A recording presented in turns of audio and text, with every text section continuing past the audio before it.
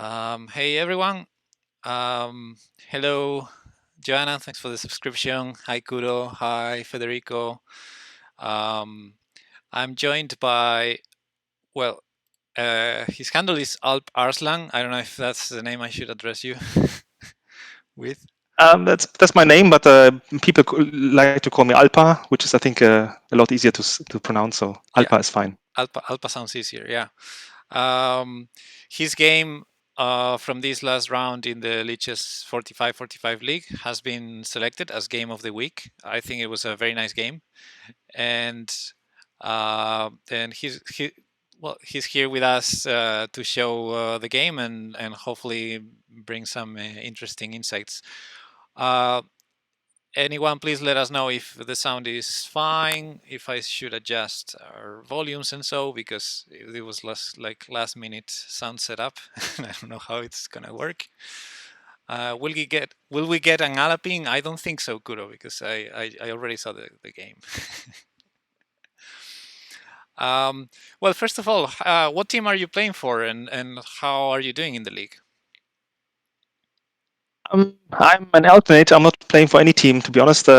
This round I played for. I think it's called Dead Pawn Society. I'm not sure if I let me let Dead Pawn Society, which is I think right now the number one in the leaderboard. So I think it's a strong team. And yeah, I usually don't play this season. The usual board one, it was not able to play, so I stepped in and I um, yeah, was able to play a nice game. I think I played the Lichess Lone Wolf tournament, which is I think a bit more relaxed, 30 plus 30. Also, yeah, since I don't have too much time, I can't play both events simultaneously. So yeah, I'm just an alternate and happen to play if I have time. Cool. Yeah, for those of you watching that never played and never joined the Lichess 4545 league, it's a team competition. There I don't know if it's like 8 boards right now. There are many boards, so according to your level, you will play people of your own level. So it doesn't matter what your level is. And Exactly. Yeah. as Alpa said, and I did the same on the previous season. You can join us as an alternate. So if anyone at some point can't play, they will give an alternate the opportunity to play, like he did this round. Nice. Well, there's people already in the chat. We started a bit late also, so I think we better just watch the game and see how it went, if that's all right. Yeah, that's fine with me. We Okay, can so start anytime. you were playing with the white pieces and you opened with one e4, best by test. And do you usually play? Exactly. Do you play a fixed repertoire, or did you have any prep for this game? Um, Yes, I guess both is correct. I always play E4 and I always play the Tarrasch French, so I guess I make it easy for people to prepare for myself. Cool. um, yeah, I very rarely I play D4 to just mix things up, but usually E4 best by test and see where the game is going. Yeah. Okay, nice. Um, Well, yeah, you already said this is going to be a Tarrasch French, so Black went for the French defense. Um, just to explain for all the audience what the French defense is about is Black wants to put a pawn on d5 on the next move, and in the event that White captures, Black wants to recapture with a pawn. It's as simple as that. Not to bring the queen yeah, out early in the game, like would be the Scandinavian, for example. And yeah. the No Caro-Kann teams, has the same no teams purpose. today. Yes. Hmm? No team Scandi today. Yes. No team's candy today, yeah. So I'm a candy player myself, and and the French defense has a lot of detractors, but but I guess it's playable. I love playing it as white. Yeah, uh, same. So I was happy to see it in the game. Although my opponent always plays the French, so I think it was easy to prepare for him as well. Yeah. okay, so d4 very normal, occupy the center, and d5 by black. All of this is like super normal, and here this is a major junction in the theory corpus. And as you mentioned, you always play the Tarrasch defense, which is 92. Um, there's a lot of theory basically on every line here. There's white can try the advance where you push the pawn and center gets blocked. The terrible bad French bishop gets closed on c8, and white gets a Yeah, lot of space. But of course, black is going to put a lot of pressure on that advanced pawn structure, and it's definitely a very interesting approach against the French. Um, Another very main move would be knight c3 here, supporting the center, and I think that's a good alternative to mention, because the main reasoning behind the Tarrasch defense is to get to very similar positions as with knight c3, except completely avoiding the winnower, right? exactly. Yeah. Also, you don't block in your c pawn, which is I think also a very important point in the structures with knight d2. Correct. Yeah, exactly. So you keep your oops. Yeah, Ah, sorry, yeah, too many arrows by me. that's a good point. No problems. Yeah, I'm myself a lover of the winnower, so so in this position I always play knight c3 because I'm allowing what I want, which is the winnower, Yeah, which is an opening that I love to play with both colors. The main problem for it is all the other lines that you allow in the way. Like the winnower, you can only get it if both players want, and that's a yeah, hard if. So yeah, exactly. for me, Because knight f6 is also a good move here, and d takes e4. So black has a lot of options here, not to play the exactly. winner. Yeah, I only play, let's say I only play e6 as black. I only play the French defense if I know it's gonna be a winner, of if I know the Yeah, opponent's repertoire, and more or less the same goes as white, because as white sometimes, many times I tried some anti French defense lines like Queen e2 or b3 and stuff like that, and yeah, yeah, and yeah, knight c3. If you know the opponent is gonna go for the winner, nice. Otherwise, you have to prepare exactly what you said, knight f6 and all the classical lines. yeah. But yeah, okay. So 92 is the Tarrasch defense. I've only prepared this once, I think, because I had to play against an international master who played it all the time, and I prepared. Well, I of course I wasn't forced to play the French as black, but I just decided to do it for that game. But I think the French, the Tarrasch actually has many followers, and I don't know. I didn't play it too often, but there's a lot of theory in there, right? Yes, there's a lot of theory. So I also think, yeah, many people play it, and for example, I think Karpov used to love to play the Tarrasch because it's so, let's say, so not so messy as not as messy as the Winnova. White gets a like an easy game, slight space advantage. I think the positions are very, let's say, natural to play. Yeah, so that's why I think the Tarrasch has a lot of followers. Mhm. I think probably one thing that uh, surprises people who never seen this opening before is well, the knight, they're kind of in the middle blocking the queen, the bishop, and but as you said, it's not blocking the c pawn, and our one of our hopes as white is that black takes on e4, right? Yeah, yeah, exactly. and Which if frees the white game completely. Yeah. and if black doesn't take on e4, what's black's plan, right? Because with this pawn structure, even if we didn't advance the pawn to e5, this bishop is stuck anyway. And in fact, one line we didn't discuss on the knight c3 variation is d takes e4. That is also one main line that black usually plays. And Mhm. fr- from the Tarrasch, we would directly transpose into that if in the event they take. Yeah. Okay, so black here played an interesting move. I'm not very aware of the theory, so anything that you find interesting to comment, please do. Um, I think c5 is a very principled move. That's what I would guess. But now that Very principled. And okay, now that the Lichess database is back on because it was broken earlier, I see that knight f6. Oh, actually, no, sorry, I have filtered by a player I was preparing against. let me let me clear this one sec. now he knows you prepared for him. Yeah, but I was preparing Crazy House, so it doesn't matter really. How can I? Ah, yeah, here Okay, it that's is. a different problem. Yeah, still knight f6, very popular move. Okay, so knight Yep. f6, d takes e4. But again, if black plays with d takes e4, we're gonna just transpose to the normal to the lines with knight c3, Yeah. and white is very happy to remove that knight from the d2 square.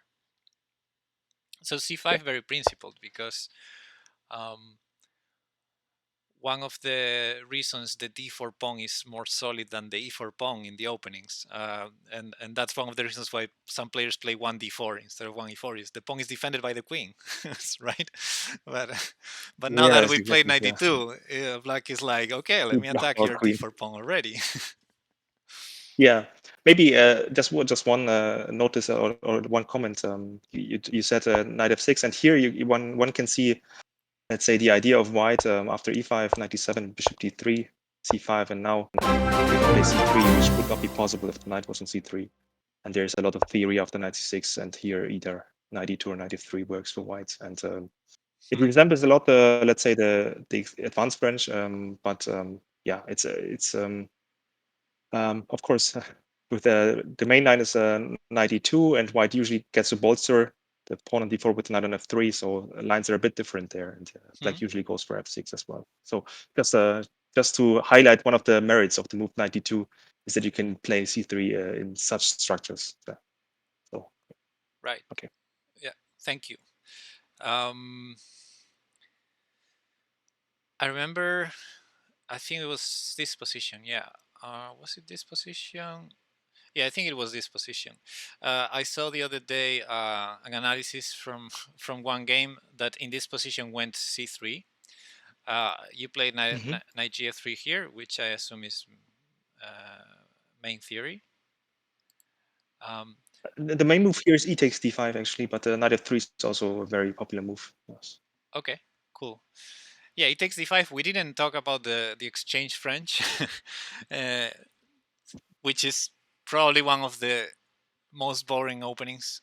I don't know your opinion on that, but No, I hate it. I wouldn't want to play it with either color. It's just yeah, if we too go dull. back here, Nothing that's going on. one of the reasons why I don't play the French either. It's like I love the winner, but again, you cannot. You depend on your opponent's decisions, and if White here decides to trade on d5, and we get this position where, well, Black's bishop now is happy finally, and the position is completely symmetrical, and I don't know, there's still theory here, and of course there's lines with c4, there's lines with c5, and both sides can try to make it a bit sharper, and I remember some Mhm. grandmasters recommending, okay, if they put the knight on f3, I'll put it on e7. If they put it on e2, I'll put it on Yeah. f6. That try to. So there are many attempts at Like to enforce some asymmetry, but it's exactly. really not much. It's still very dull and not much going on. So, I mean, Yeah. black is fine, but it's not as exciting as the Vinema, for example. Or I would also say these structures which happen in the game are more exciting than the exchange French. Yeah. Exactly. So here, well, if you go for e takes d5 now, it's different because even though the Yeah. pawn structure will be similar in that way, Black already played c5. I think very likely Black will put the knight on c6, so it's not going to be symmetrical at this point anymore. Yeah. Yeah. Yeah, basically, if black takes on d5 with the pawn after 65, he'll be more or less forced to play like an isolated queen's pawn Hmm? position with d5 because white eventually will take on c5. Usually after black plays bishop e7, and I mean it's a matter of taste if you want to play these positions. I like to play them with white a lot. Hmm. I mean other people like to play with the IQP. I like to play against it, so it's I mean it's a Nice. matter of taste, but it's not boring anymore as in the like Yeah, the classical exchange friend. Yeah. that's true. I like um I like both actually. I like to play with and with it and against it. I think it's just very interesting, very rich. Yeah, yeah, But yeah, in definitely. general, I usually get it more as as white. As black, usually you feel like you're a tempo down when when you play with the Yeah, exactly. IQP. The point. Yeah, exactly. Yeah, yeah, yeah. With the IQP, you want to play for the initiative for some maybe some rapid attack on the king side, and as I said, with black you have a minus tempo, so it's not as easy to, let's say, stir up a king side attack. So I understand very well that it's easier to play with the IQP with white. Mhm. And there was a comment I was gonna make about the move c3 because I don't know this I've never studied this position, and I see c3 is a popular move as well. But the other day I was seeing an analysis of one game, and and, and there was this c3 move in this position, and the comment that some GM did about this was something like, there is a Russian player who wrote a book on this move. um, don't read it, Okay, and if you have the book, give it to your throw worst it away. enemy. So the, this person didn't have a good opinion about the c3 move here. I don't know. It doesn't feel that bad to me, but Yeah, I don't know it, but maybe black can just give white an IQP yeah, or I something like that. suppose it wouldn't be the I don't know if worst, I suppose. no, that wouldn't be the worst, but I don't know. Uh, Maybe that's why he doesn't like it. Anyway, I don't think it's a good idea to write a book solely on the move c3 here. So Yeah, right, it's I very understand the comment. particular. Anyway, Yeah, let's go back to the game. Knight gf3 makes a lot of sense. Bringing pieces out while you solve the problem of what to do with d4. And now you're just one move away from bringing the bishop out and getting ready to castle. So yep, um, even though the knight on d2 is not the best piece, I like that you're bringing your pieces out. You're very ready to castle, while black only has pawns out. yeah, exactly. And I think in the game it becomes very let's say apparent that black is underdeveloped, and he never is able to solve his. I mean, I don't want to spoiler things, but in hindsight, yeah, white had a much better development in the game. Yeah. Yeah, I think that's one of the drawbacks of solid openings. I mean, solid defense like Caro-Kann and French in general is okay. Maybe you pushed one too many pawns. Like maybe you spend too many tempi, and you're a little bit underdeveloped always. I don't know. I always feel like it gives me great attacking chances as white when I play against Mhm. these low openings. At least 1 point in favor of the Scandi is it tries to hit back sooner, but of course it's Sure. suspicious. But you lose time with the queen, Yeah, so good point. Yeah, I don't think that's a good argument on my part. Never mind. If you really want to be combative as black, I guess you have to go for e5 or Sicilian. There's no other way. mhm, I agree. Okay, so c takes d4, and knight takes. All of this normal, I suppose. And now here black brings the knight to c6, which seems like a good move, right? Bring a piece out while attacking your Yes, developed definitely. piece. Makes a lot of Yeah, yeah, sense. exactly. Black challenges the knight on d4, which has to decide itself. I mean, you don't want to move it back because I don't know, b3 is not well positioned on f3. Black would probably take on e4, and after knight takes d4, maybe I can just put in the moves like if I play knight f3 takes, I just lose the casting rights, which I think is not great for white. Yeah. So white has to make a decision if he wants to take on c6 right away, which is possible. Which I also played, I think, last season in the Lichess 4545 league, and I got a very bad position. So I studied this position a bit more, and I discovered that bishop b5, which happened in the game, Mhm. um, is a very interesting move. Yeah, maybe Yeah. to elaborate on a bit more.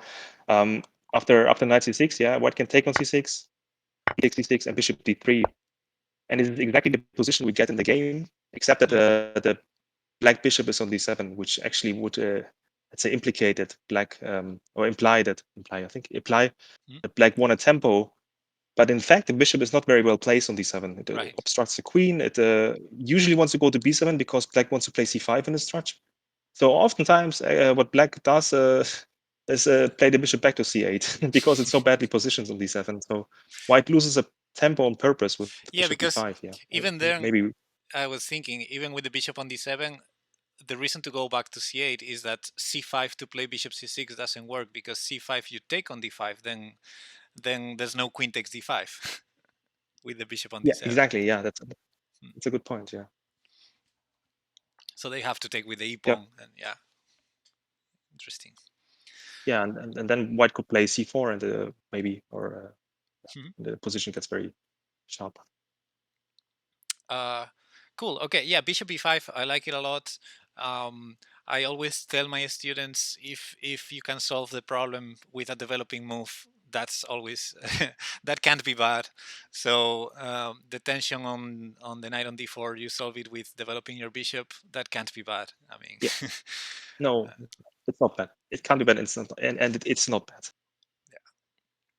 and now also you have a threat on c6. So black needs to play. I mean, I think bishop d7 is more or less like the logical move. Maybe queen b6 I can think of, but yeah, bishop d7 seems the most natural because it Yeah, also definitely. renews the Queen b6, threat. I think. Mhm. Yeah, yeah, definitely. And queen b6, I think just taking on d5 looks good to me. And Oh, I that don't know, the seems bishop is defended by the knight, and I attack the knight on c6. So so. There's no maybe queen this is takes. good for Yeah, white. okay. Yeah, yeah. Yeah, actually, that So looks pretty bishop bad. d7 is I think the best move here. Yeah. Mhm. Cool. And here, knight takes c6, which I see is the main move. That's a move that, for example, for me, it wouldn't be the easiest. If it's the first time I see this position, I would consider maybe I don't know, knight 2 to b3 or some other move, because you're trading a developed piece. Your opponent is gonna win a tempo against you. I think. I mean, I Yeah. understand it's a good move, but again, at first glance, it wouldn't be the most natural, maybe. Yeah, I agree. Knight c6 is a move you play if you know it, I guess. Also because, as I said, you essentially lose the tempo with white after bishop d3 in the end. Mhm.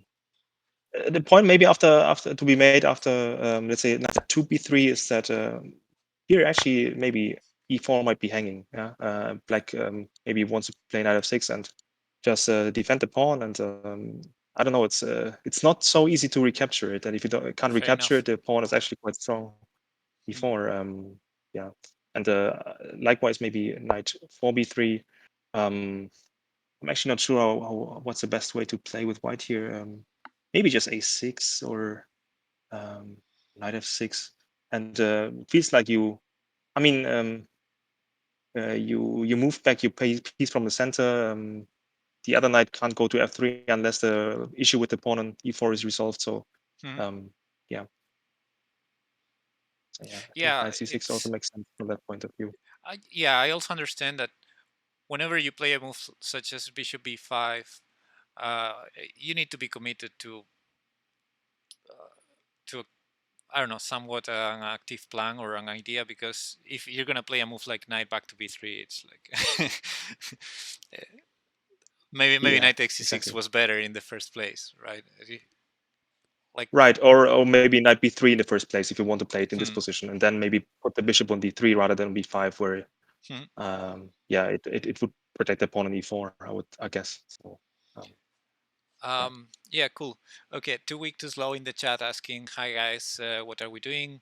Well, we're reviewing the game of the week from the Lichess45 League, round 3. And we have the winner here with us explaining his thoughts and insights on the game. And we hope to do this every week, by the way, so people know. I'm not gonna be there here every week. It's like one streamer will do it every week, and yeah, this week I am doing it. Yeah, going back to the game, knight takes c6, pawn takes c6, and bishop back to d3. Maybe another question would be, why not bishop takes c6 instead of knight takes? I think that's an easy question, but I think it's relevant because some people probably have that that question. If we take with the bishop, we can think, well, we're not giving a tempo, so we can castle next move. Um, Mhm. but what are your thoughts on bishop takes c6 here? Yeah, I mean, if in the first place you're giving up maybe one of the best light pieces, the light squid bishop, and also you give back the bishop pair basically. Yeah, Hmm. after bishop c6, bc6. Um, yeah, usually the bishop pair is good in open positions, and one might argue, okay, the position is not very open right now, but if you look a bit further, I think c5 is a valid threat here, maybe here or a bit sooner, kicking the knight, and suddenly black gets a very nice pawn center, and the position feels quite open already.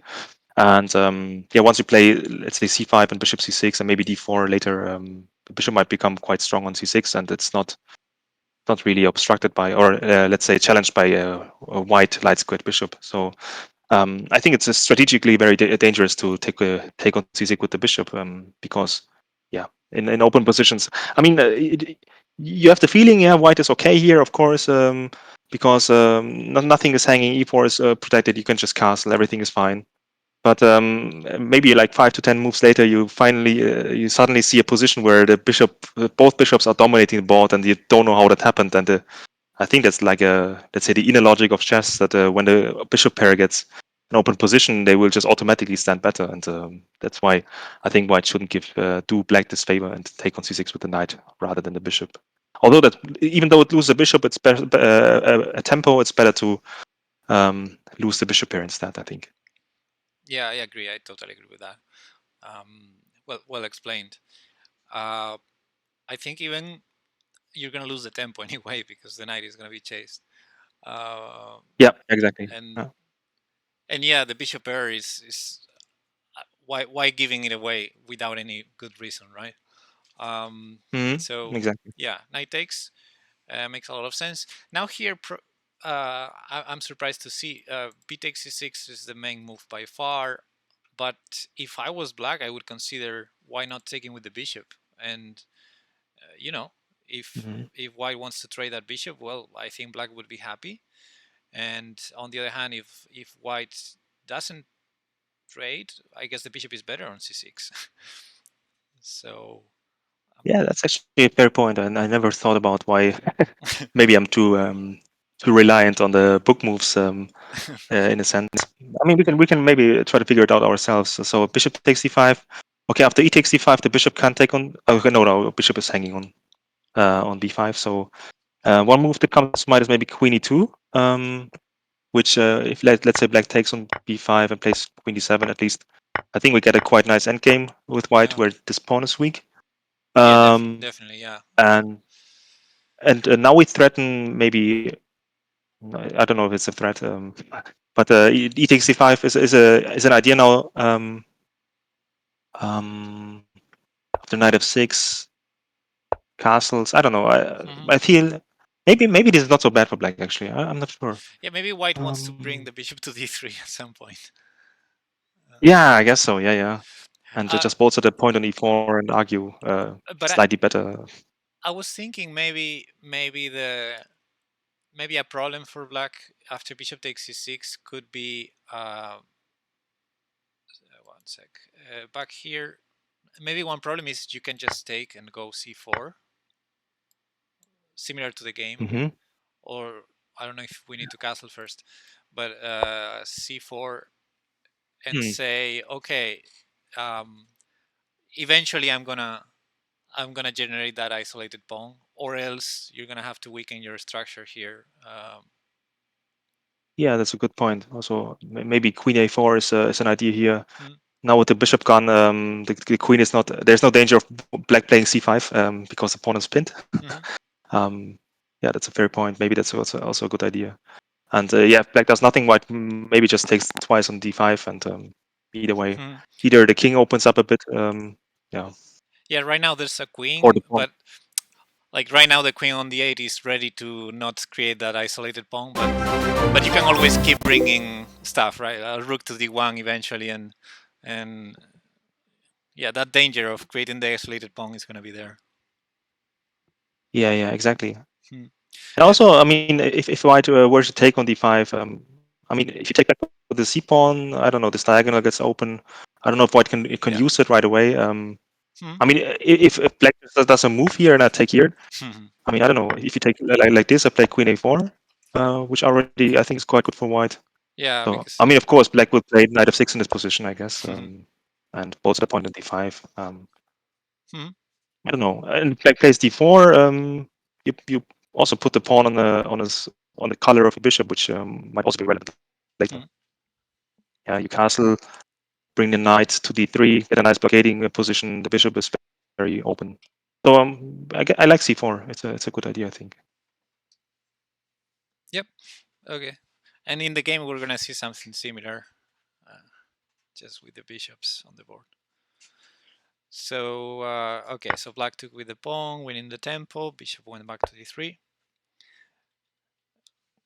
Very nice place for the bishop, getting ready for Hmm. whenever black castles. Queen Yep. c7, um, and now you played c4. And Yeah, exactly. I read the game chat, and I think you mentioned that it was very thematic move, right? Exactly. Yeah, yeah. Maybe not in this position. I mean, I looked at the database, of course, and I saw this is not so popular. Actually, after Queen C7, I was sort of, even though it's one of the main moves, I was sort of out of book. One line I knew, and maybe this is also a good place to show it because it really resembles the game a bit. Is Bishop D6, Queen E2 and E5, and black like builds this very nice center. White plays c4, which is I think very similar to the game. Black plays d4, and here c5 is a move. White sacrifices a pawn in order to free the square for the knight, where it really stands beautifully. So after bishop c5, knight c4, bishop b4 check, bishop d2 takes.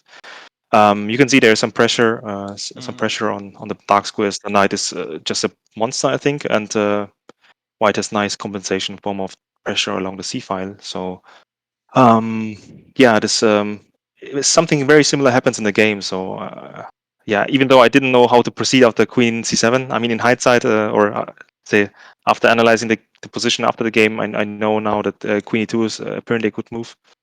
Similar to Bishop D6, Queen E2. I thought, yeah, C4 also makes sense here. And yeah, as the game will show, it did make sense. yeah, nice. Yeah, it's always difficult when you don't know to understand the subtleties of doing a move in one position or another. So yeah, it's really nice that you show the other line because we can understand more what was going on in your in your head. Yeah, yeah, Um, definitely. okay, and black here went for a very risky move, I think. Uh, d4. Yeah, I think that's very risky, as you say. You relieve the pressure on both white pawns and give white a freer hand in the center. Hmm. Um, I think again, after analyzing the position, d takes e4 should be the better move. Which at first glance maybe it looks a bit also a bit risky because you isolate your c pawn, and white gets like a nice 2 to 3 pawn island position. But Hmm. the problem with d takes e4 is, let's say after knight takes e4, which looks very logical, black actually plays f5, knight c3, and now, or one move later, e5, and after, let's say, castles e5, you can already see that black gets a very nice pawn center here on e5 and f5. So that's Yeah, already very dangerous. Yeah, black proceeds with e4. So that would have been better yeah, for black I than can see d4. that. I think f5 is a difficult move if you don't know it, maybe to make. Definitely, yeah. But yeah, I can see how black would be much better there. Um, Yeah, I can also see how you wouldn't find that move over the board if you don't know it. yeah. Yeah, so um, well, d4. The reason it looks risky is well, you release the tension, so now uh, I think the pawn structure is not going to change much in the center, except of course a sacrifice like c5 as you did in the game.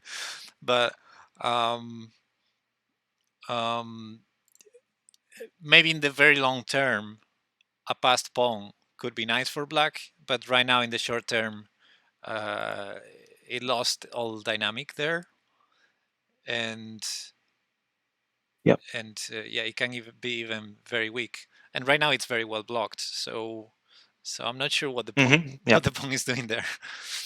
um, Yeah, exactly. And also, I mean, I mentioned this at the beginning. The black king side is really still sleeping. Yeah. mhm, After white is already ready to castle, and black still has takes at least 2 moves to castle. And as we will see, white really doesn't allow black to develop too easily. So mhm. yes, to say maybe playing too many pawn moves and d4 again as a pawn move puts your position in a state where pieces are not developed, and when pieces are not developed, bad things might happen to you. So um, Yeah, maybe also, I mean, in that aspect, knight f6 also makes perfectly sense. I think just a bolster d5 and develop a move and kind, I don't know, play bishop d6, get castled. This mhm. should also be okay, I think, for black. Yeah, I suppose it looks okay. The knight on f6, maybe black was a bit concerned with the fact that the knight has no squares from that from there, like no real. I mean, of course, it's putting pressure on e4 now, but once that's solved, uh, the knight is like it looks like the best square always to put it on f6, but at the same time, it can't go anywhere from there. So um, I don't know. Maybe that Hmm. was Black's reasoning, and of course, when Yeah, d4 happens, it's very risky, but at the same time, it's a bit understandable to release the tension in a way that now white will never take on d5, so black doesn't need to worry about that that's a fair anymore. point. But Hmm. uh, but yeah, Yeah, I it's agree. risky, as you say. Black is very undeveloped, and white still remains with the space advantage. So, well, let's continue and see how Hmm. how this unfolded. Now, castling normal and bishop d6, which finally black plays a developing move with a tempo on h2. Yeah, with the tempo, yeah, or one might think so, but Yeah, actually, yeah, in in fact, I think bishop d6 was not accurate because of the move you played here, and this was probably, yeah, in my opinion, the most interesting moment of the game. yeah. I agree. I agree. I at first, of course, I was thinking about various things like playing knight f3 here. I think makes a lot of sense to defend here, or counter attack with queen g4. I think also makes sense. And I looked into the database that there were two games in this position, and one featured knight f3 and one featured queen g4, um, which makes sense. I think. I thought h3 is a bit risky in a sense that yeah, now white makes a pawn move rather than developing his pieces, and after I don't know, maybe knight f6, suddenly black is feeling superior in development. Yeah, suddenly things change a lot. So h3 I really didn't want to make, and yeah, when I thought, okay, I don't want to move this pawn, and queen g4 looked I don't know, it looked interesting, but I don't know.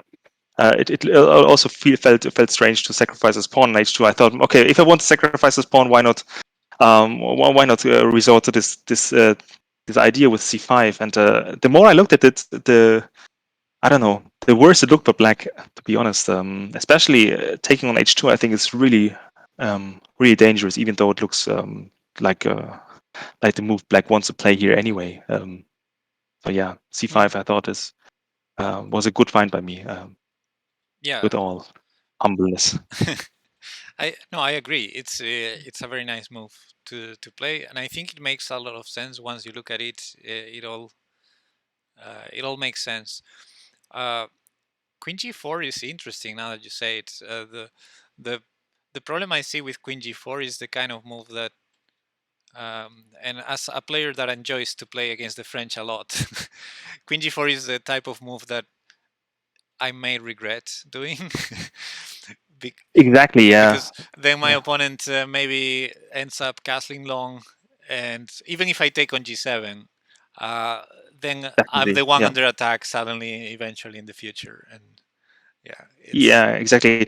So one line that I thought after Queen G4 is, what if he just plays 97 Queen G7 castles? exactly yeah. Okay, maybe I win a second pawn, but suddenly I don't know, after rook df8, rook hg8, bishop h2 is still in the cards. Maybe just right away bishop h2, and I can never play g3 because that would just open up my king side after bishop takes g3. So what I mean Hmm. is, let's say here if I play queen f7, you can maybe take here, and I don't know. Even if I get to play g3, black will just take with the queen, and my king will be wide open with his king Hmm. the queen side, and his rook's ready to come here. So that felt really dangerous, and that's why I didn't like queen g4 a lot. And it also, I mean, we talked about the Winnova. This is like a classical Winnova position, right? Yeah, Black plays 97, allows white to take on g7 g7. and h7. Um, Maybe also rook g8 right away is not so bad. And allow white to take on h7 and then castle queen side. I don't know. It all looks very very spicy. Yeah. Hmm. So Yeah, yeah, that's why I didn't like it. I usually don't like those positions where everything's tactical, sharp, spicy, but it's my king who's in danger. Yeah, definitely. I like to attack kings, but I don't like to defend my Right. my attack king. Um, okay, so let's go back to c5. Very very nice move, and I guess it makes sense to see what happens if bishop takes h2, which did not happen in the game, but should be critical after here after c5. Yeah, definitely. And well, obviously king h1 only move. And I think one point you made in the chat is that now both g3 and knight c4 are threats that black Yep, definitely. needs to deal with.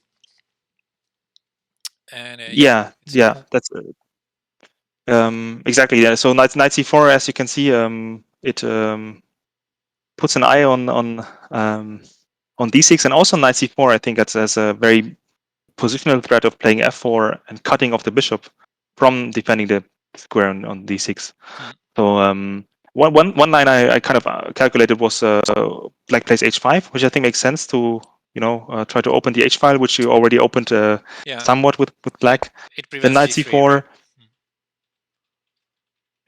Exactly. It also prevents g3 in a sense. And maybe now h4, and now f4. I thought was very interesting. Yeah, because the bishop can't doesn't defend d6 anymore. And of course, I also threatened just take it with the king. So I guess bishop g3, and now something like knight d6 already looks, I don't know, very very nice for white. Black loses castling rights. His king will Yeah, stay in the center. I guess and go to e7, both and yeah both just e7 optically and it looks f8 very bad. are ugly squares. Yeah. Hmm. So that was one argument, and also, yeah, I mean, if black allows white to play something like queen f3 and g3, white just might win the bishop right away. So Hmm. there's some urgency, I guess, to solve the problem with the bishop somehow, either with the h pawn or moving it somewhere. But then again, where do you move the bishop? That's also a Right, good question, I think. Yeah, because both on e5 and f4, you play knight c4 anyway, and if the bishop disappears, you have the d6 square again. exactly. Yeah, yeah, yeah. So I thought, yeah, even during the game, I thought maybe queen b8 makes some sense to free the c7 square for the Hmm. bishop. You know, there was actually one of my main lines when I calculated this, and I wasn't sure what I was trying to play. Maybe something like, let me think a bit. Um, Knight c4 anyway, bishop c7, and now maybe f4 with the idea of playing d5 or something like this. If I manage to get my knight here and he takes, I get a very strong passer on d6. That's one idea. Um, Maybe also just march on with f5. You can see white has a lot of fun. Hmm. Black's queen on b8 looks a bit stupid. There's still the king side, which is not developed, and white is just one pawn down. So I think this is a lot of fun. And Yeah, yeah. yeah, And now queen g4 is more of a threat, yeah, and queen h5 sometimes. Cool. yeah, Yeah, exactly. The it king looks can't really castle anymore. looks like a lot of fun, and looks like all the pieces are wrong. Like black's pieces. I mean, the rook on a8 is stuck, the bishop on d7, the queen on b8. Everything's Yeah, I mean, if you could play maybe a move with black as fast as possible, you would try to play bishop d7 to a6, but it doesn't work because the bishop is on d7. Mhm. So it shows how stupid this bishop is.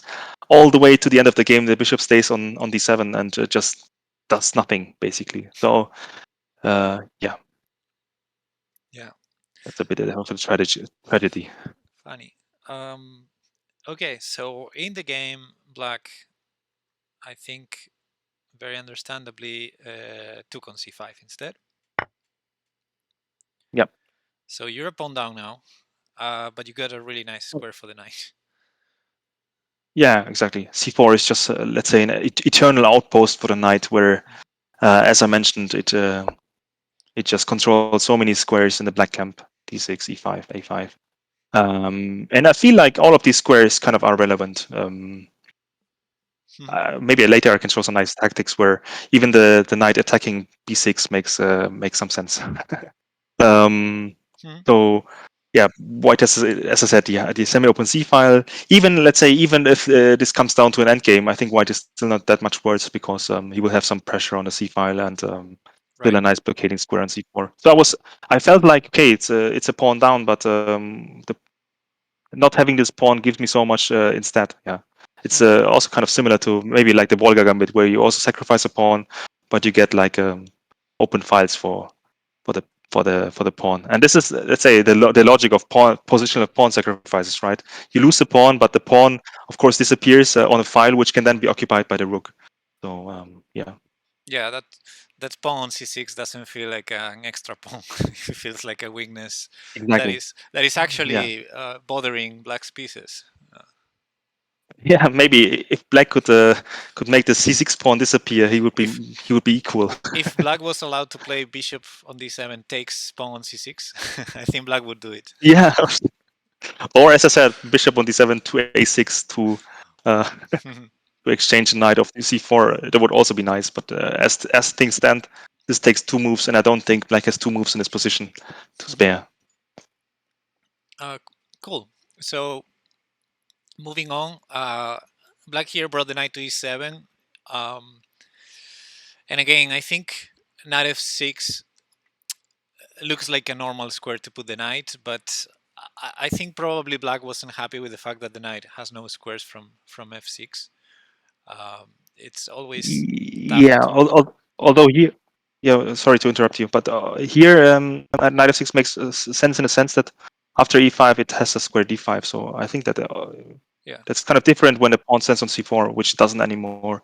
So white also has to be careful not to push his pawn too quickly, right? Because one might think, okay, white wants to play f4 and e5 and open his bishop, but if black gets to put his knight on d5, especially with white playing f4, Hmm. suddenly this e3 square becomes kind of a liability for white. So there's some logic also in playing knight f6. Yeah, yeah, I agree. And there's something that happens with pawn structures is usually, I mean, I like these positions where both sides are kind of waiting for the other to do something about the pawn structure. Like, for example, for white, it would be nice if black plays e5, which looks good to support d4 and make the bishop on d7 happy. But as soon as black plays e5, white would be so happy to play f4 and open the f file. Yeah, Open. definitely. Mhm. So it's like both are trying to wait, and it's very nice to have the knight on f6. And I think also on e7 sort of makes the same, that whenever white plays e5, black is ready to occupy the d5 square. Yeah, yeah, definitely. So black would love white to play e5, which Yeah. also after 97, I would never play e5. Mhm. Although it kind of fights for the d6 square, but it just gives knight e5, and I think after that, black is totally fine, if not even better. Yeah. Yeah. The thing is, in this position after knight e7, well, you played bishop d2, which is a natural move. Um, I think I checked briefly with the engine before this, and I think bishop d2 was not like the top choice, but I think it's a very natural move. I mean, you just develop your piece. Doesn't feel like the most challenging, but but it's fine, I guess. Yeah, definitely. The bishop d2 is just a development move and probably not the most aggressive. Yeah, I thought you may have Yeah. some bishop a5 ideas at some point. Was that in your mind, Bishop or a5, you mean? a5? Yeah, bishop a5, Yeah, yeah, or definitely. b4, or just Exactly. push b4. Yeah, the one of the ideas of bishop d2 was to play before, like to gain more space on the queen side, follow it up with a4. The bishop on c5 doesn't have too many squares to go to, right? Either Mm. b6, oh sorry, b6 or d6, and okay, on d6 I don't know. It looks a bit vulnerable to the knight, Mhm. and on b6 it looks vulnerable to b4. As a let's say black plays castling b4, bishop b6, a4. I don't know. This looked quite good to me because after let's say a5, which black might want to play, white can just take on b6 and take on a5. Yeah, Although this is a double pawn on the a file, yeah, it's but it's a double pawn that's gonna reach a6, and it's, definitely, it yeah, can and be maybe annoying. a7 and so on, Yeah, all the way to the to queening. Yeah. yeah, or in the So meantime, that yeah, was one of the yeah. No, no, go ahead. yeah. Maybe also to let's say to justify bishop d2. One thing I was calculating here was actually to play b4 Mm. with white to sacrifice another pawn, and in the same logic to open another file for the rook. And after there was some interesting lines after bishop b4 rook b1. I mean, The bishop has to do you take. see my Uh, do you now see my move? I saw before. Before is the last move I saw. I don't know because the sync symbol in the study suddenly turned to a red X, If so you maybe it's not synchronized can anymore. you click it again? Click on it again? Or, Oh, okay. Do you see it? Bishop takes before rook b1? no, No. I don't. Let me. Um. Now Okay. I. Maybe now. Yeah, now I do. Yeah, now it's. Yeah, so here the Okay. bishop needs to Okay. keep Nice. d6 defended, right?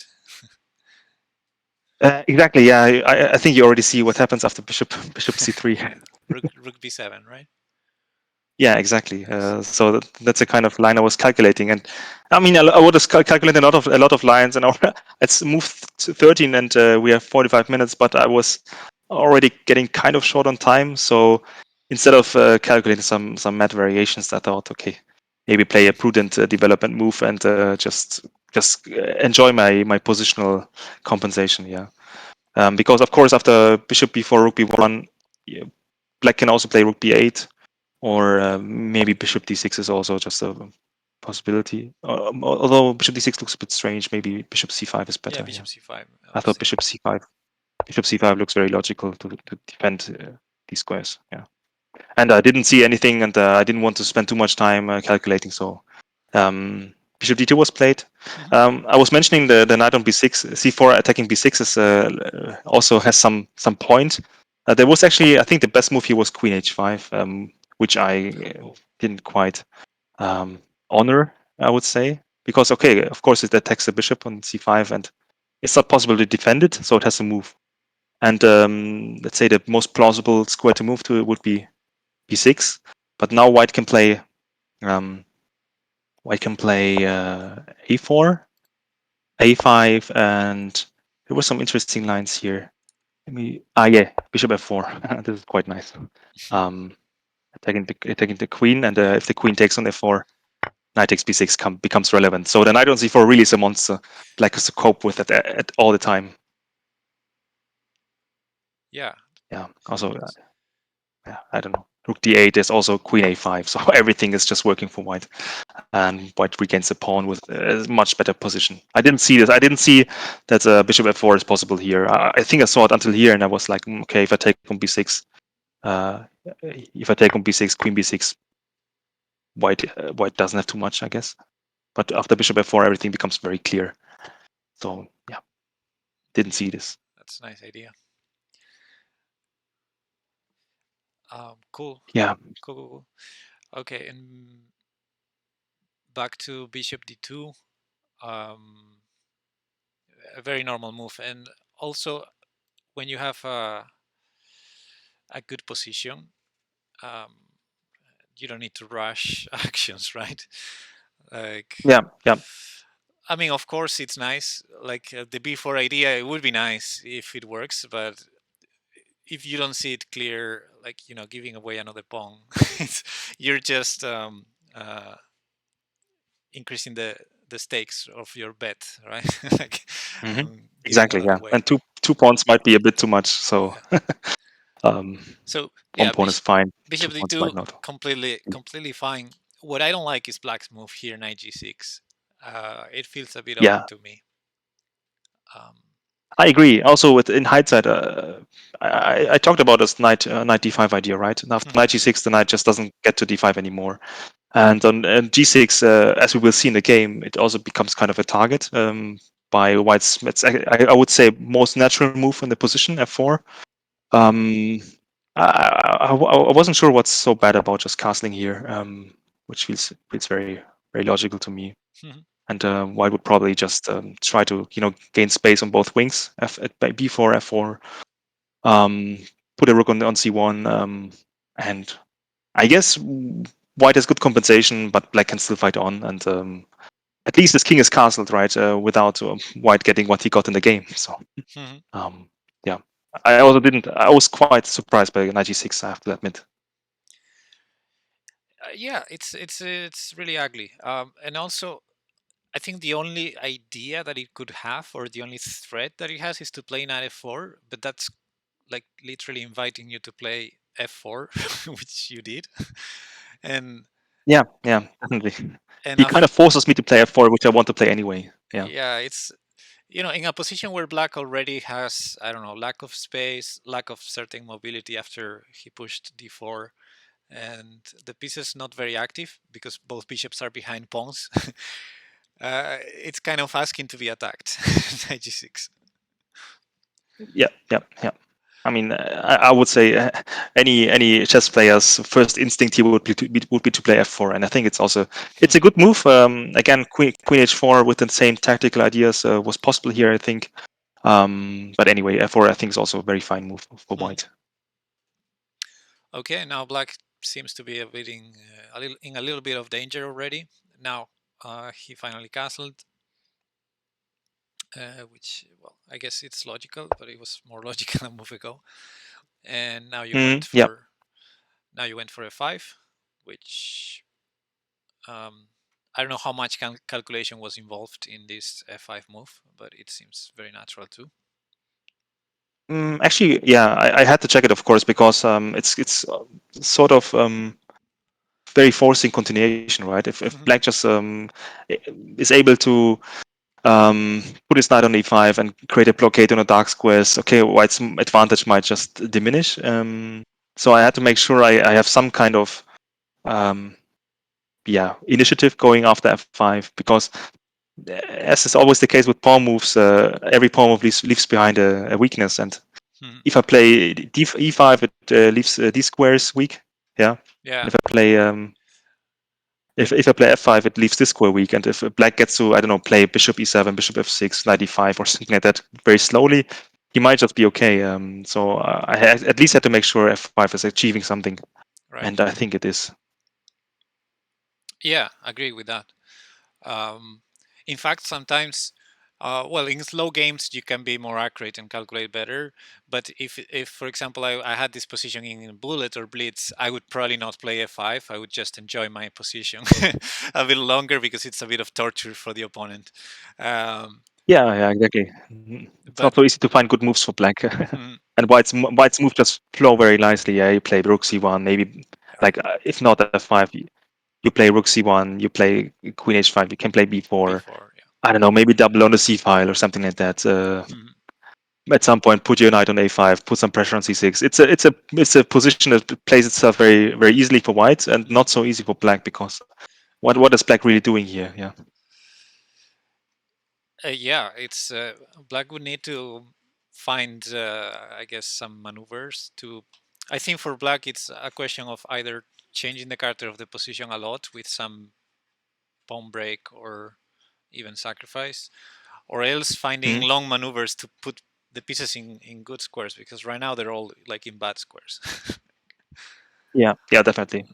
Oh, The mentioned bishop d7. Yeah, hmm, it's very yeah, shitty piece. And the bishop on c5 would be a great piece if there was not a pawn on d4.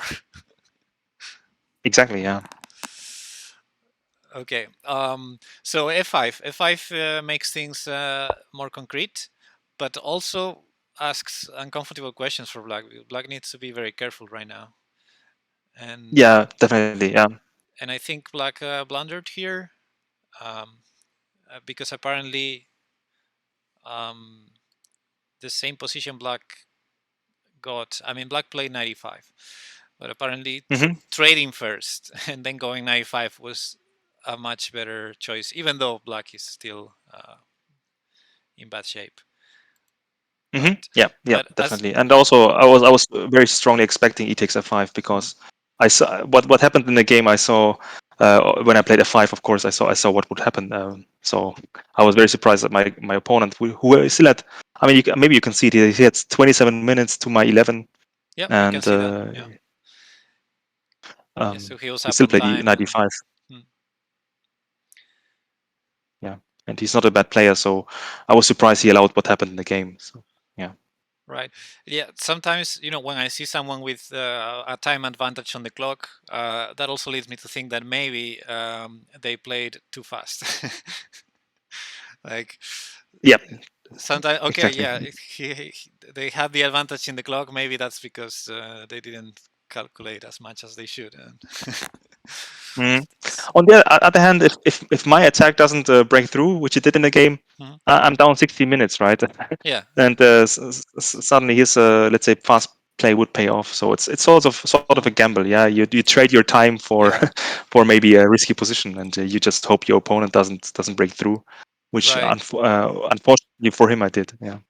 Yeah, of course, with experience comes a better time management, and sometimes it's tricky. And it's a bit of a gamble, as you say. But I feel like f5 is very concrete, so I feel this was a good moment to maybe be accurate as black, because black is on the verge of Yep. being under a very strong attack. And Yeah. Yeah. in fact, well, actually, they spent 9 minutes, so okay, I guess that makes sense. Just probably didn't assess something right, or maybe they missed something. Mhm. Because Yeah. I. Well, go ahead. I just want to say, I don't think he. I didn't want to say he didn't spend time, but just I mean he's calculated 10 minutes, and I think in 10 minutes you should be able to see that bishop f4 and e5 f6 is just Mhm. just happening, right? Black can do nothing about it. It's very very until move 19 everything is very concrete.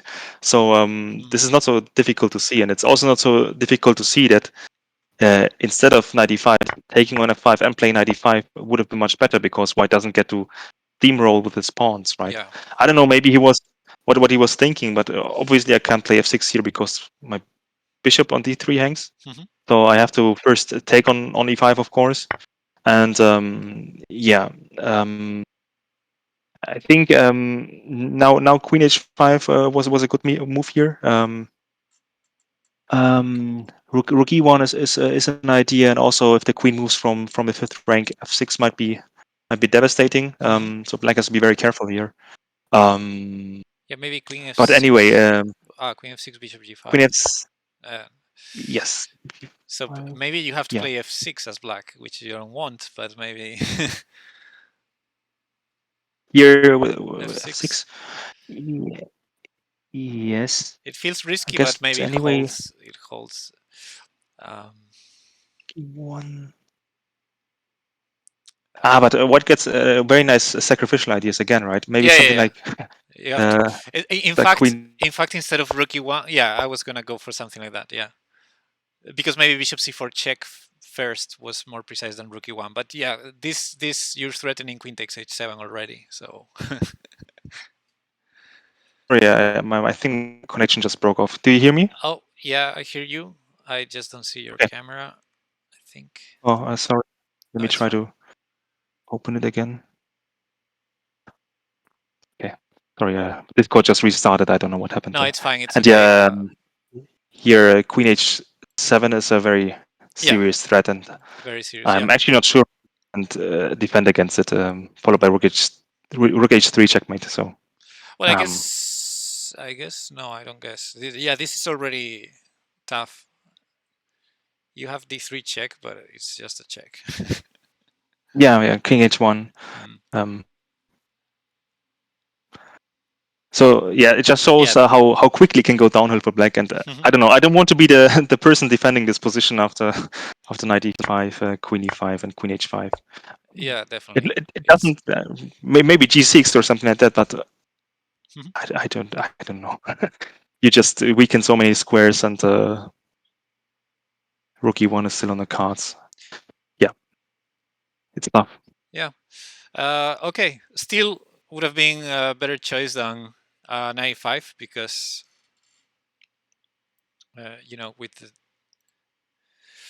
with the trade first, a much better option than knight 5 because knight 5, as we'll see in the game, and it's yeah, I'm surprised too, as you said, because it's like very forcing. It's like I would say the first line you calculate here. If you're used to calculating forcing moves first, well, there's a capture on e5, then an attack on the queen. It's like I think uh, the first move you think of: knight takes, queen takes, bishop Yep, f4. It's exactly. Because it almost traps the queen. The queen goes to f6. mhm. Okay, you can attack the queen again, and the queen has to move, and then suddenly everything opens up for white very nicely. So yeah, it was So also considering my opponent is not the worst player in the world. I mhm. think so. I, Um, I can see also from your clock that you didn't take it didn't take you much long to make these moves because it's like no, no, very logical. And now this one, yeah, you spend some time on playing f6. F6, um, well, very natural move, of course. Um, very natural. But I thought the reason why I spent time here is if white doesn't have, like, let's say, a forcing win, if black gets to organize his defense with king h8, king rook g8, bishop f8, or something like this, I don't know. I just close the king side without being able to attack anymore. mhm, So before playing f6, I just actually the whole rook sacrifice idea I saw after before playing f6, because if I don't see it, I don't know. I wasn't able um, to see how to otherwise break through on the king side. Yeah, mhm, because of course white wants to play queen to to h6 somehow, and checkmate on g8, g7. mhm, But yeah, black can try to defend against it, and then you have to have some concrete plan to break through. I guess you can always get the rook to h3 anyway. But I wanted to make sure that I'm not just killing my attack somehow with f6, because it's very forcing and very concrete. And I don't know. Theoretically, white could also try to not play not play here.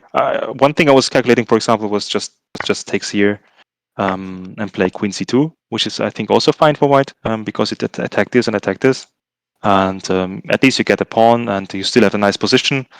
mhm. Although, of course, I don't know. After this, you have to be careful about d3 in the end, winning your queen with a Yeah, discovered check. But these were the things I was calculating if I weren't to play f6. But then I saw, okay, everything just works out perfectly for white after f6. nice, cool. Yeah, it looks very, very strong. Yeah, after after g6 now, um, it's it's funny seeing black's bishops and how useless they are in trying to defend Yeah, at all. So, so yeah. I do Also, the understand. queen is just, yeah. Yep. The queen is not defending as well. It's also a problem. Yeah, only the rook is defending basically, and that's not enough. With I don't know, 1, 2, 3, 4 pieces attacking. Theoretically, also the f6 pawn is an attacking piece. So 5 against 1 is just too much to handle. Yeah, it must work, right? It must. It's this. There's no Yeah, way because this king on g8 it takes forever to bring it out of there. Like yeah, there's yeah. no You plan. cannot. You just and you can again see the bishop on. I mean, if black, I don't know, somehow could play queen c8, rook c, queen b8, rook c8, and walk the king over d7. I don't know. Maybe you can at least hope to put up a resistance, but it cannot walk over via d7 because the bishop is there. So you also have to move your bishop away from d7, which I Hmm. think, yeah, as you can see, he doesn't have too much time Yeah, to it organize a defense. It reminds me of these puzzles where you have, I think it's called something like traffic jam, when you have like different cars in a maze, and you have to move them to try to get one out, and it's like a puzzle. You need to figure out Yeah, the way to move the pieces. yeah, exactly. How you move your block so that your pieces move out of the maze. Yeah, I know what you mean. Yeah, and it sort of feels like here, except Mm, that uh, um, someone is attacking you while you try to go out of the maze. yeah. Yeah. Um, so yeah, very unlikely to survive here as black. I don't even know. I mean, too many things should happen here for black to survive, I guess. So I like the way you did it here with rook f3.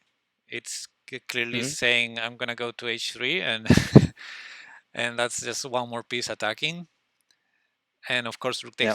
rook Yep. takes h7 is the main sacrificial idea, because then queen h5 follows, and bishop takes Yep. g6, Yep. and I don't know how black stops that. Um, so Yeah. I guess he uh, doesn't. Yeah. so yeah, very nice this f6 and rook f3, and uh, like in positions like this, I've seen sometimes some miracle where uh, a queen, I don't know, black's queen from the other side finds a miraculous move to, I don't know, to d2 and h6 or something very weird. And I don't see squares here to make such a such a maneuver, because Y- both your bishops are controlling all the squares. Yeah. Exactly. That's why I said what I said. The queen cannot simply participate in the defense, especially after what he played in the game. I mean, Hmm. queen a5. Maybe he tries to make a miracle happen, but it doesn't. Yeah. Yeah, The queen. Yeah. I think queen a5 makes some sense. I mean, I imagine rook f b8 is going to be next, and at least the bishop has Yeah. f8.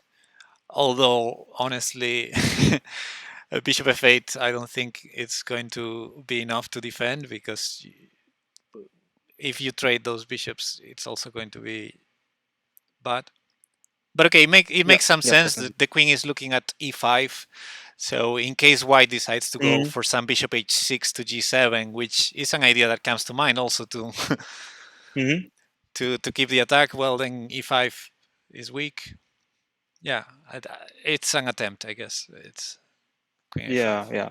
Also, I guess the queen somehow is looking at e1. So I don't know if Hmm. the queen somehow happens to appear on the king side and the rook is not on a1 somehow.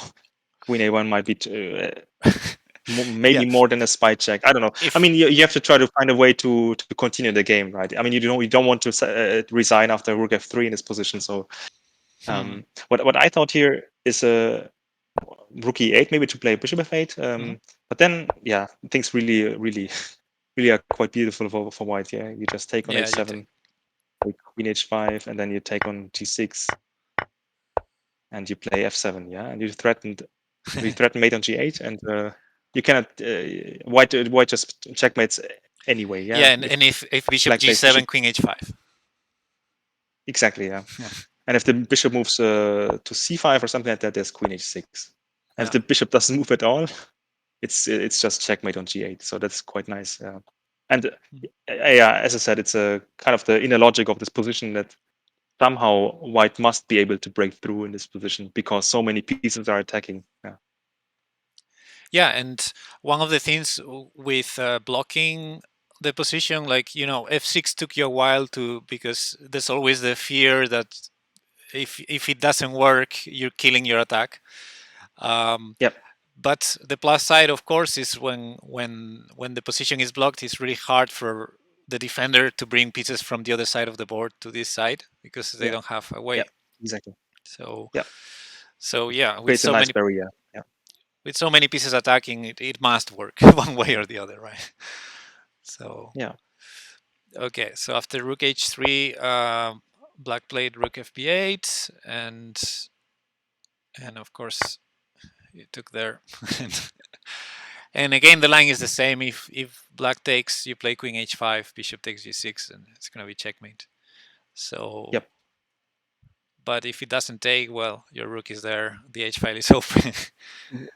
So Yeah, definitely. And I mean, when we one last nice line to show is after rook b2, white also, and I kind of saw this, but I didn't want to bother calculating what happens if black doesn't take on f7. But rook f7 also ends the game basically because after king takes bishop g6 is a nice way to just obliterate black's king side and break through. oh, and you Yeah. can play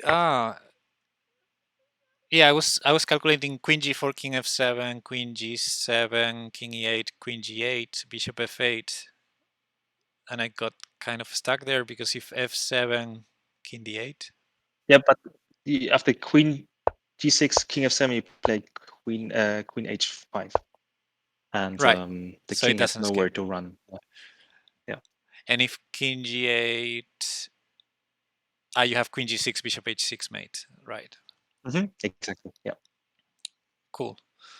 So yeah, that's also a nice way to forcefully end the game. Yeah, I didn't want to, as I said, I wasn't.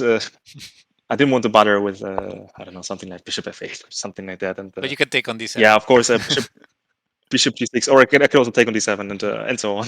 Mhm. But I don't know. I don't know what I was thinking here. Maybe queen c3 also. What happens here? Okay, I can still take here. I guess it all wins quite easily. Oh yeah, but I thought also what happened in the game was quite convincing. Yeah, rook g7 followed by bishop h6. It's truly annoying. Yes, yes, exactly. Yeah, um, so, okay, king f8 and bishop h6, and all sorts of threats, including but not limited to rook takes g6. yeah, that's the main threat. Just R- checkmating in 2 moves or 3 moves, I guess. Rook g6, rook e8, and g8, 8 rook f8. f8. Yeah, And I-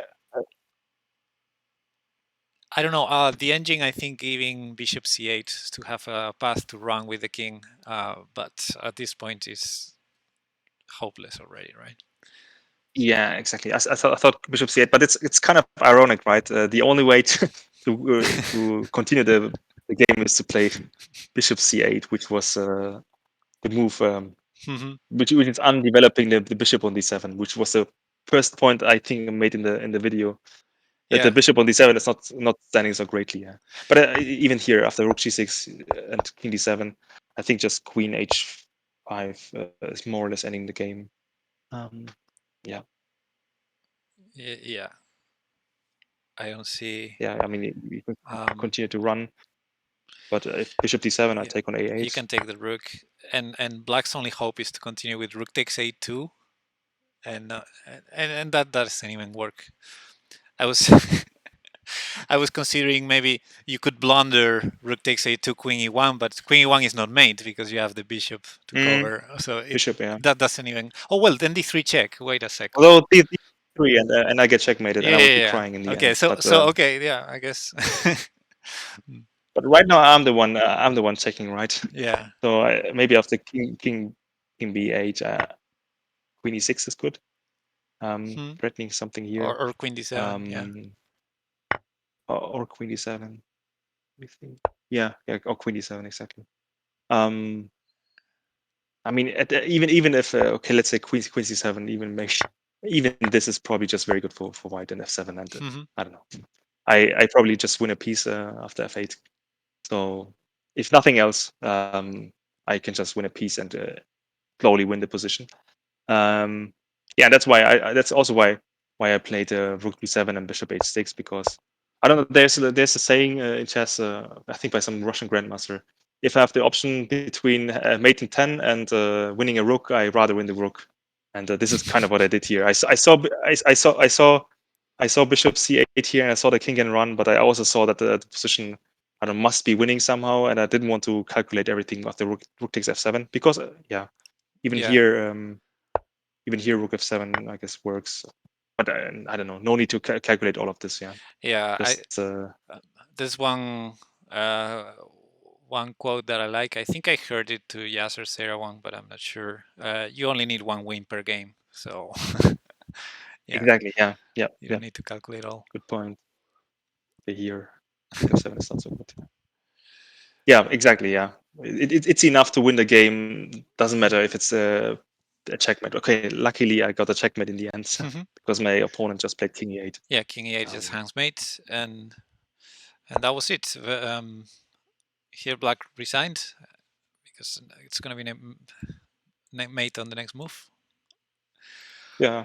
I guess if you come this far, you can also play bishop f8 with black and just allow the checkmate. Yeah, You know. and then you can play bishop takes f8 just to keep torturing, Sure. Yeah. Uh, threatening to win the take queen. all of black. Yeah. So Yeah. Good point. yeah, after bishop c8, which is Actually, it's threatening checkmate. Yeah. yeah. Bishop c8. Yeah. Just continue to torture black. Yeah, that's a possibility. But I guess I would have just played rook f8 and Yeah, I suppose it's so. also a nice position. Yeah. Um, Still the bishop on d7 is blocking the king. yeah, very ironic that the bishop is really it was really bad on d7 the whole game, even here in the end. Um, it's funny because Yeah. usually we talk about the bad French bishop on c8, but it was even worse on d7. Yeah. Yeah. Definitely.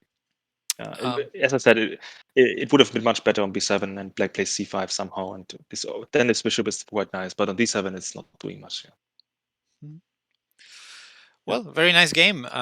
Congratulations. It was Thank you.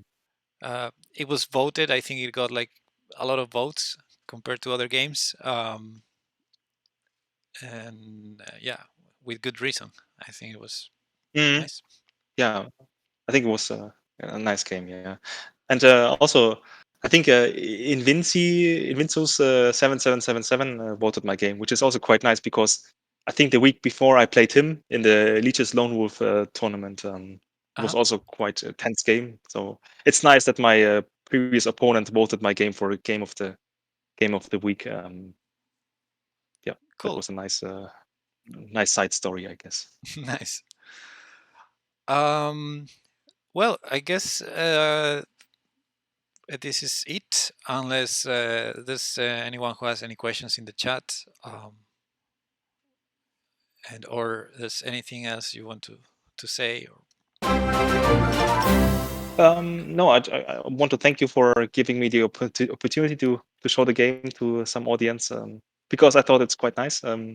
and it's nice to also show maybe what could have happened in some variations. I think there are some nice variations in the game, like this Queen H5 and Bishop F4 at some point was quite nice. So nice tactics which were not seen in the game. Maybe nice to see for some people. I hope maybe some people also learned a bit about the Tarrasch French.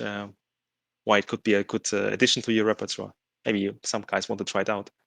It's I used to play the Winnova also with white knight c3, but I wasn't. I mean, I don't like to be so booked up, and I think if you want to play successfully against the Winnova, you have to learn a lot of theory. And I think after with the Tarrasch French, it's more let's say chess understanding and playing by feeling rather than knowing all the forcing sharp lines in the Winnova, which I think it's a very interesting and great opening and very exciting to play. And maybe also suiting my style, like a very initiative-seeking style. But I'm just too busy to learn theory. So Tarrasch French is nice. It's kind of demanding for black. You can't just equalize by hand like against exchange French, and still you don't have to learn too much theory. So yeah, thank you very Right. much. Yeah, thanks for sharing. I agree with your thoughts about studying theory, and some lines you have to be booked up. Um, although, of course, you can also play them and explore. I mean, it depends a bit on your level, I guess. If you're not, Sure, yeah, at lower levels, you can play pretty much anything. And what will happen is both of you yeah, will be out of theory, and it's going to be just chess. So, um, definitely, yeah, yeah. But still, I don't know. I feel like the Winnova French is some moves and maneuvers are so non-intuitive, I would yeah, say, or counterintuitive. it's So it's something that happens with the French a lot to me. That many main lines are very unconventional, and it's very hard mm, to bring those ideas into other openings. So yeah, in Yeah. that aspect, uh, okay, maybe nice, maybe once in a while to open your eyes of new possibilities, but generally it's not gonna help you much in other openings. Yep. Yeah. Yeah. Um, Definitely. cool. So yeah, I hope we we will get some of our viewers to play the Tarrasch and more often now that they see what you can do with it. So thanks. Definitely. You can checkmate your opponent in 25 moves. So Exactly. does it Um, happen in the Winner French? Okay, maybe it does. yeah, that does happen also in the winner French, but you can also get checkmated in 20. So Yeah. Yeah. it's Definitely. too sharp. So yeah, thank you very much. I see no questions from the chat, so I think let's just leave it here. Hmm. Thanks for joining us and sharing your insights. I hope people like this, and I'm excited to see other games of the week where I'm not the one commentating. Yeah. That I'm also excited for the other game of the weeks from now on. So when something like this happens again, I'll definitely tune in as a, let's say, as a test fan rather than somebody presenting. Um, Cool, yeah. but I guess it's nice to be there presenting your game. Yeah. Doesn't happen too often. So it's nice. Nice. Okay, thank you. And yeah, thank Yeah. you everybody, and we'll see you around.